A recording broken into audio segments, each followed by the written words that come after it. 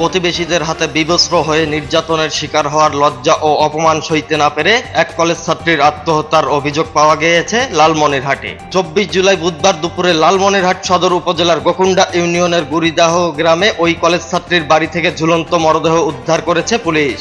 নিহত ওই এসএসসি পরীক্ষার্থীর নাম ইসরাত জাহান মৌফি, বয়স 18 বছর। সে ওই গ্রামের আব্দুল মতিন মণ্ডলের মেয়ে। স্থানীয় কাউনিয়া ডিগ্রি কলেজের চলতি এইচএসসি পরীক্ষা দিচ্ছিল সে। এ ঘটনায় গত 25 জুলাই বৃহস্পতিবার রাতে নিহত কলেজ ছাত্রীর বাবা আব্দুল মতিন মণ্ডল বাদী হয়ে লালমনিরহাট সদর থানায় প্রতিবেশী 12 জনের নাম উল্লেখ সহ অজ্ঞাত 5-6 জনের নামে আত্মহত্যায় প্ররোচনার মামলা করেছেন।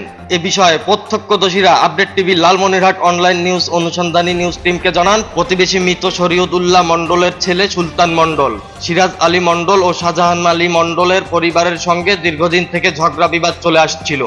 এরই জেরে গত 24 জুলাই বুধবার সকালে জমি থেকে হাঁস তাড়ানোকে কেন্দ্র করে ঝগড়ার এক পর্যায়ে আসামিপক্ষ আব্দুল মতিন মণ্ডলের বাড়িতে এসে হামলা চালায়। এ সময় তারা মতিনের স্কুল শিক্ষিকা স্ত্রী, কলেজ পড়ুয়া ছেলে ইউসুফ জোয়ান মাহিম বয়স 21 বছর ও মেয়ে এইচএসসি পরীক্ষার্থী জাহান মৌফিকে পিটিয়ে আহত করে।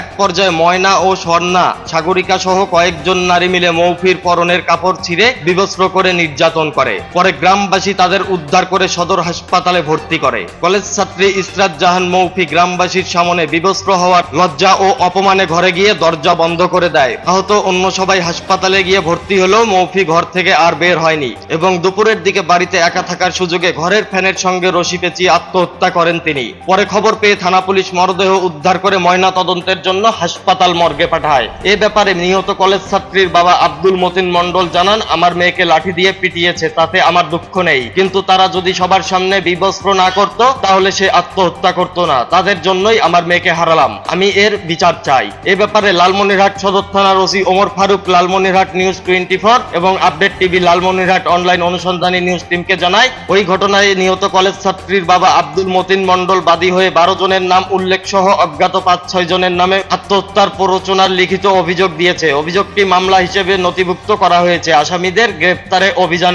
অব্যাহত। আনিসুল ইসলাম রাজীব, আপডেট টিভি, লালমনিরহাট।